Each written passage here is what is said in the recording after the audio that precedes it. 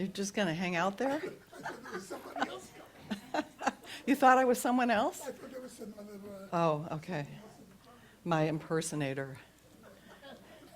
I think it always is someone else who does the talk. I never know exactly. Who's coming through? Hello.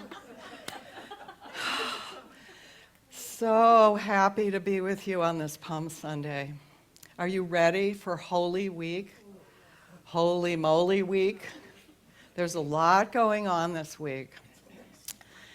So, we love unity so much. Don't we love unity because it really helps us understand how our own lives are unfolding in a very practical way. I think unity really gives us a lot of practical tools. And one of the things about Holy Week, from a perspective of unity, is that Jesus is giving us each an example of our own journey in consciousness. And just a reminder, you're not expected to get there in 7 days. This is a journey of a lifetime. We come and we go in this journey. And that's why I think it's really important for us to take a deeper look at what's going on in Holy Week. Next week will be Easter and we're resurrecting. This week we have some things to really take into a deeper place in our own spiritual journey and become aware of where we are on our own journey in higher consciousness, to really completely claim the presence and power of the Christ within, the divine nature of who we are. Because as Meg clearly said, we see Jesus as a way shower. Jesus was showing us the way. And this Holy Week experience that Jesus had is definitely showing us part of what happens in our own journey to higher consciousness. So I've given you some affirmations that you can use, and you'll see as we go through our time together this morning that some of these things may have very specific meaning for you. What I'd like to do is I'd like to go through the places that Jesus went in Holy Week. And remember, in unity, we know everything is an aspect of our soul, our own personal experiences. And so taking a look at this, and you don't need to read these now, I mean, you can if you want, but we'll go through this and they'll make a lot more sense, hopefully, when you leave today. If they don't, I flunked, I guess. But what I want to do is I want to help us understand how each of the places where Jesus traveled on this journey, because we're talking about navigating the thorns. Has anybody had a thorn in your life? Have you ever had a thorn in your finger? What that does not feel good, or a splinter. So we're looking at how life sometimes gives us these experiences. So the journey started for Jesus. He was in Galilee. Galilee's northern part of Israel, and he made the journey for Passover. Now, Passover is the 7 days in the Jewish tradition, and he was making the journey from northern Israel, from Galilee, which Charles Fillmore defines as a place of lively activity. So we each have Galilee. We each have our experience of Galilee, don't we? Where we're in sort of lively activity, kind of think of it lively in the outer. We're out and about doing things. Jesus was making this journey from Galilee. It was a 120-mile walk to Jerusalem. And he was going to Jerusalem specifically to have the Passover dinner, the Seder, the first night of the week of Passover with his disciples. So he was making the journey from what Fillmore would say is this place of high activity of Galilee to Jerusalem, which in Unity's teaching and Fillmore calls Jerusalem the heart of peace.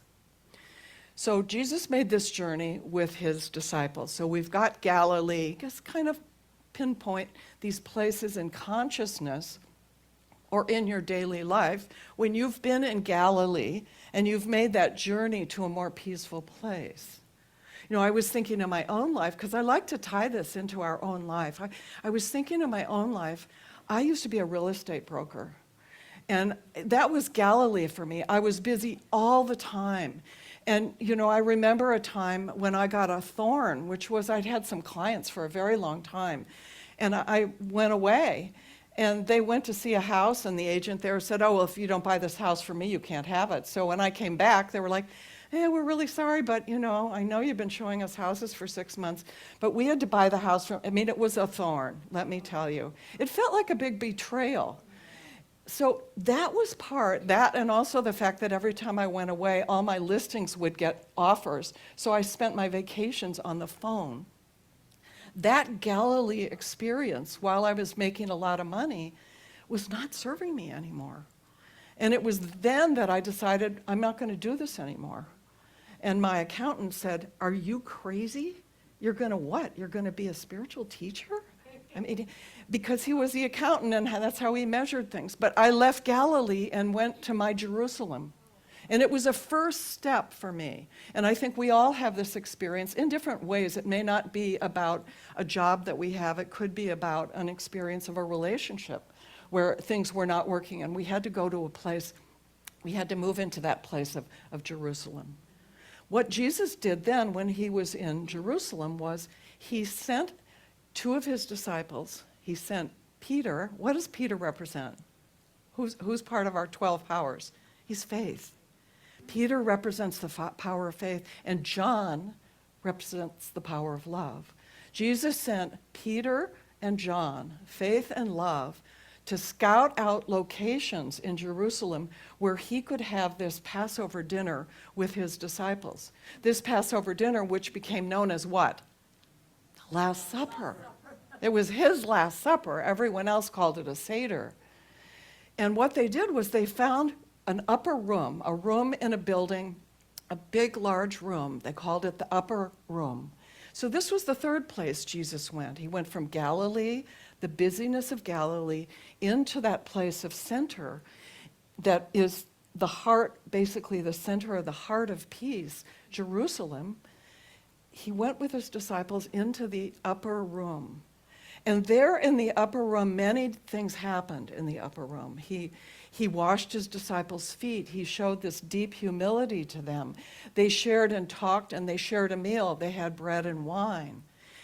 Metaphysically, bread and wine can represent the bread that we eat is what nourishes us.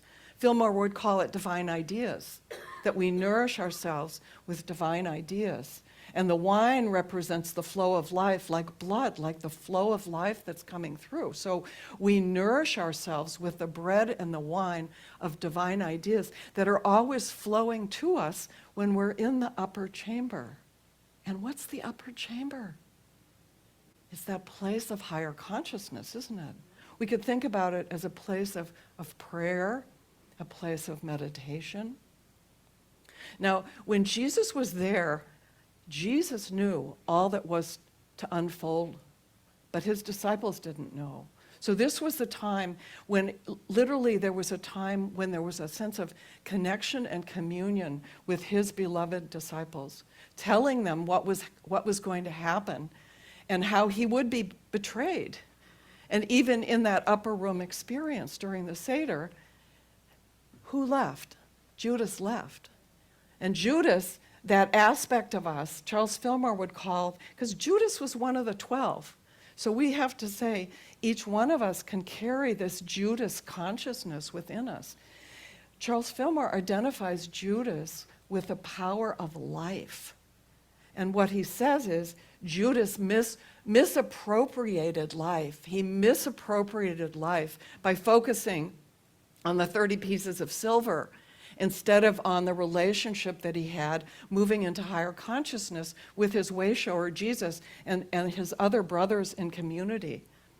So he goes off. He is going to betray Jesus to the Jewish, they're called the Sanhedrin. The Sanhedrin basically were like the legislative kind of a court in the Jewish community. There were a number of people who were probably rabbis who were called to be part of the Sanhedrin. And it was the Sanhedrin that wanted to kill Jesus. Why they wanted to kill him was because he had been performing so many miracles up in Galilee. And he was doing this on days on the Sabbath, which was totally against the law. They also kept hearing from the people who were feeling and experiencing these miracles of Jesus, that he was the Messiah, that he was somehow coming in as a king, as a ruler, and they thought they were in charge. So they wanted to get rid of Jesus. Jesus went from the upper room, he went down and sat before Pontius Pilate. Now, Pilate was not part of the Jewish culture, he was a Roman. But the Sanhedrin had no authority to execute Jesus. Only Pilate had that authority. So there was a lot of back and forth that went on, and you can read the stories in all 4 of the Gospels. Pilate basically was not threatened by Jesus because he was not part of his authority. He wasn't feeling like Jesus is going to be taking over from me, so he didn't really feel like he had any reason to execute Jesus. But what happened? The crowd was so loud about executing Jesus that Pilate, instead of carrying his inner authority, which he knew he had, he listened to the crowd. He bent to the will of the crowd. How often have we done that in our life? We've bent to the will of someone else rather than claiming the power that was our power. So here's Jesus again. He started out in Galilee. We've all been to Galilee. We all carry that Galilee energy in our lives. But there are times when we need to move in our own personal journey to a place of stillness, a place of heart. We need to move into that place of a deeper connection with the divine within. And from that place, we have an opportunity to move into the upper room, a place of prayer, a place of connection. And even in that place in the upper room, think of how much forgiveness Jesus had for what was happening to him. Think about it in your own life. Sometimes we go into that place of higher consciousness in the upper room, and it's in those places that we allow ourselves to be open to forgive. Jesus knew he was being betrayed, but he didn't say anything. He didn't do anything. He didn't get revenge. He didn't have any vengeance energy. And this is part of the journey that happens in the upper room, where we begin to develop our awareness of our oneness with one another and with all life. And we begin to release any of that ego energy that causes us to not forgive other people or ourselves. After Jesus is in the upper room, the next place he goes, after being sentenced to be executed, the next place he goes is the Garden of Gethsemane. The garden. And this garden is in the outskirts of Jerusalem, so we're still in that place in the heart of peace. But it's at the bottom of the Mount of Olives. And this is a very, very powerful experience that Jesus has. And I think that we can understand this experience of total surrender that happens for Jesus in the garden. And it's part of our own journey when we move out of this place of higher activity in our life and we move into a deeper understanding of the peace that is available to us, and when we begin to embrace Christ consciousness. We can move into a place where we settling into our prayer time. And that's what Jesus was doing. And what did he ask of his disciples? Stay awake. He asked John, love. He asked Peter, faith. Stay awake with me. I'm going. Tomorrow's my execution. I need you to be here. And what happened? They fell asleep. It's like they got hypnotized. So how many of us have this kind of experience in our life? On the one hand, we need support. We ask for support, and what happens? We're not getting it. It's not there for us. It's as if an aspect of us, we get hypnotized ourselves. It's not about other people. because the story is never about the other person. It's always about how we have our own capacity to help ourselves, but we get hypnotized. We fall asleep to the truth of who we are, to the truth of our connection with the presence and power of the divine. So Gethsemane, so much happens in the Garden of Gethsemane. This is where Jesus talks. They're all, oh, we're going to be there for you. We're on your team. And what does Jesus say to Peter? You're going to betray me 3 times before morning, before the cock crows. Peter's like, no, that would never happen. I'm faith after all. But that's part of the situation that unfolds, and it's part of what happens in our journey as well, isn't it? Especially when we move into the place of Gethsemane, because this is a place where we're really, really asked. We're asked with every aspect of our being. We're asked with all that's happening in the outer in our life. We're asked to surrender to the fullness and the presence and the power of God within, of the divine within, of the Christ within. The one presence and the one power. Throughout this journey, the whole journey is about us not only remembering that we are one in that connection with the divine, that the divine lives and moves and has its being in and as us, but we have the capacity to actually use that awareness moment to moment. And Gethsemane shows us how easy it is for us to doubt. Instead of the faith of Peter, we doubt or we fall asleep. We literally fall asleep to what we know is the truth of who we are. Jane would love to fall asleep. I know, she's sitting back there and says, let me sleep. Different kind of sleep, though. Different kind of sleep. We all have this capacity to really stay awake to the fullness of who we are and to the fullness of whatever the experience is before us. Because this is part of the key, I think, for us to understand about this spiritual journey that we're all on. We will have these trials. We will have these setbacks.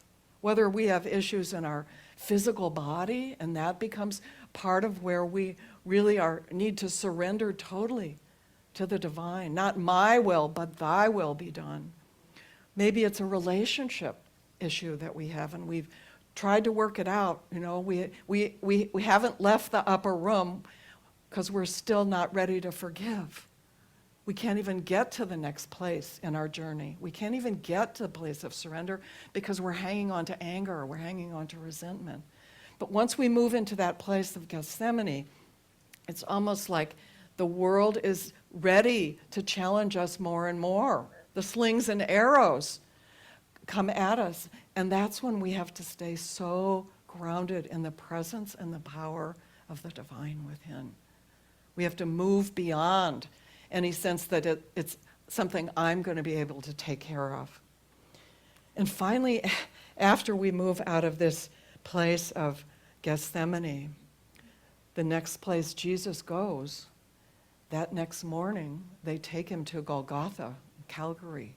And Golgotha is the place of the skull. And this, again, Charles Fillmore is giving us the metaphysics on this. What he's saying is the skull is representing the intellect.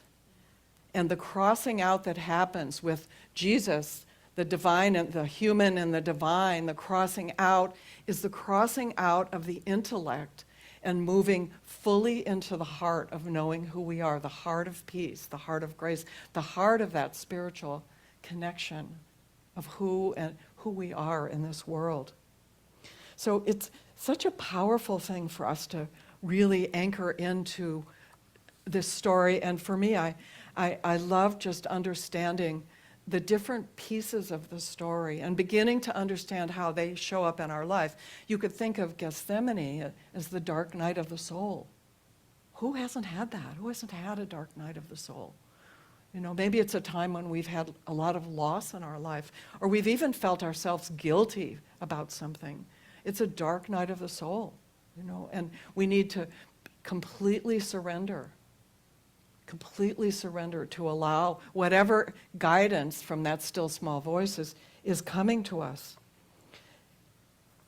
what I'd love to have you do is take a look at this this paper right now, because I think this could be really useful for us. I put together these affirmations as a way to remember the different parts of our spiritual journey. And during this week, you may find in different areas of your life, you may find yourself in Galilee one moment, and you may want to say, I awaken to the vibrant energy of spirit moving through me. My journey begins in the activity of divine life, because Galilee is a beginning. It's a beginning of the journey. And we all have new beginnings in so many ways in our life, don't we? Jerusalem as the center of peace. I center in my heart, my inner Jerusalem. Peace is my true home, and I welcome the Christ within. So maybe you've already moved out of that busyness, and it's time for you this week to really anchor in that place of peace, that Jerusalem inside, and to hang on to that. The donkey, which we didn't talk about, but the donkey that Jesus rode in on is a reminder of the humility and also the stubbornness of us. We might be moving into Jerusalem, but there might be a little stubborn donkey that we're riding on that's making it challenging for us to move into this place. Finally, moving into the upper room is when we're moving into this place of higher consciousness. And an affirmation might be, I'm nourished by divine substance, again, the bread and the wine, and filled with the life of spirit. Substance as bread, the wine as the life of spirit. I drink deeply of truth. And then that sacred surrender in Gethsemane. Hopefully we don't find ourselves lingering in that dark night of the soul too long. But for many of us, it's a very, very powerful and potent part of our journey. The oil press of life. The word Gethsemane actually means oil press. What happens when you get in the oil press? You get squeezed. And all that is not precious, which is the oil is what is precious, gets squeezed out of us. So that experience of dark night of the soul, where we're really called to totally surrender, is about it's when we're feeling that sense of pressure and being pressed to literally let go and surrender. Powerful teaching. I release my personal will. And I say, not my will, but thine be done. And then those sleeping disciples, we each have these guys inside of us, don't we? We forget and we lose our faith. Our faith becomes fear, or our faith becomes doubt, or our strength just gets weak on us, or the sense of love that we have moves into a place of anger or unforgiveness. So the sleeping disciples are about this awakening within us. I call forth my faith, my love, and my wisdom. My faith, that's Peter. My love, that's John. My wisdom, that's James. I remain spiritually vigilant in times of challenge. We don't hypnotize ourselves or fall asleep during these experiences of the dark night of the soul. And again, Pilot's when we have that inner conflict and we tend to get caught up in listening to what is being told on the outer. So anchoring in I listen to the still small voice within, and I choose spirit over the noise of the crowd. Right now we've got a big crowd. We have a really big crowd, don't we? And Golgotha is about crucifying the ego. I release the false self. In the place of the skull, I let go of what no longer serves me. Those old thought forms that no longer serve me, I let go of them and allow the living Christ Spirit to be what I rely on. And finally, he says, it is finished. It is finished. This is when he's up on the cross. This idea that there's a divine completion in this process. The work is done. I trust divine timing, and a new resurrection is already on its way. Fillmore talks about this. Charles Fillmore, co-founder of Unity, talks about how we go through these experiences on our spiritual journey. We'll have an awakening. We'll go through the dark night of the soul, and we need to allow it to be complete and finished, because life will bring us another challenge. We'll be back in Galilee again, in some other experience of our life, or the outer world will be in Galilee and we'll get caught up there. So we have to understand and really, in a sense, embrace our own progress on this spiritual journey. That it's an ever-flowing ebb and flow until we transcend into higher consciousness without a body. And we're not talking about that today, but that's what happened with Jesus. So let's take a moment now. We'll have a meditation. I'm going to ask our ushers to turn the light off. Just put everything aside.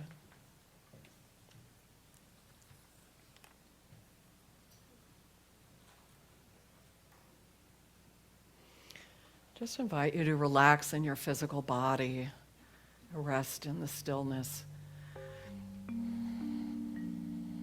Take a few deep and conscious breaths, being aware of the movement of the breath in and out through your body, the gift of breath in this moment, the living spirit moving in and through you as divine grace.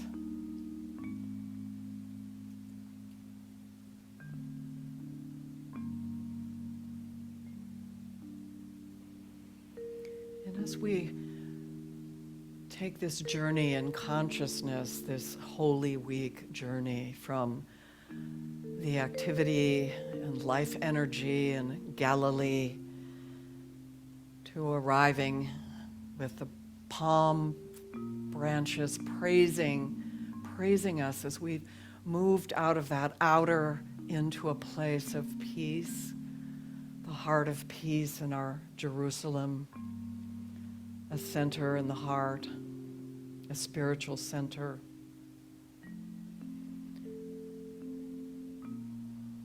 We can even move in our own journeys to that upper room, to a place of deeper prayer and meditation.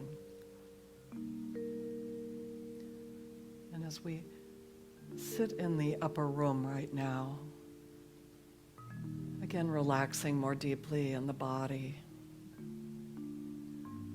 I invite you to be present to any thoughts that arise, any conversations that you might have at the table, things that are on your heart, things that are in your mind, and feeling and hearing yourself have these conversations from that higher place in consciousness, from that Christed nature of who you are. Allow yourself to pour love and to feel a sense of faith and wisdom as you sit in the stillness in the upper room, time of meditation.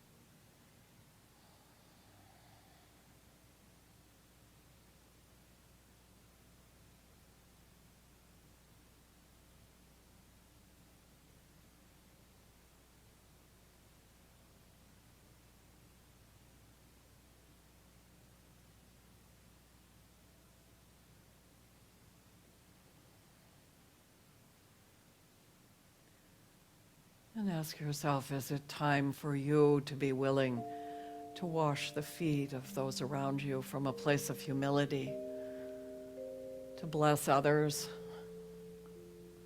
to release any feelings of unforgiveness for yourself or for anyone who may have hurt you or betrayed you?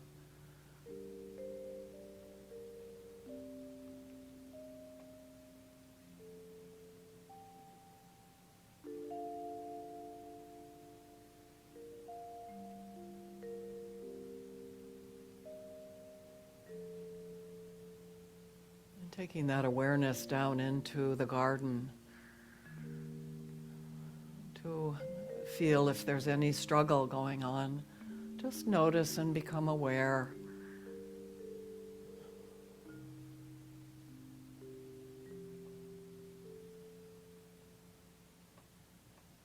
Notice if you're feeling that pressing out as the old energies, the old thoughts appear, and from a higher place in consciousness, you're willing to release and let go. To refine your consciousness as an oil is refined.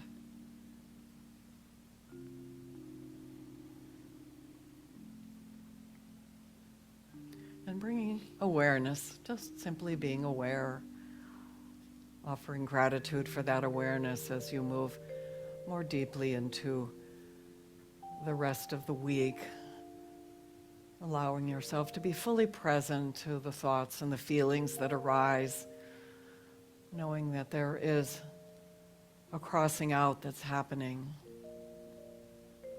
a transformation, the cross of transformation as we release part of the old self, move into higher consciousness.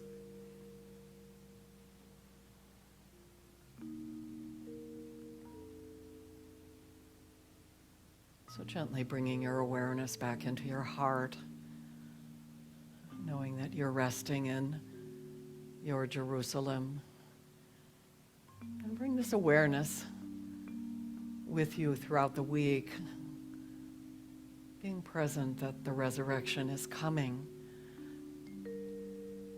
Not my will, but thy will be done.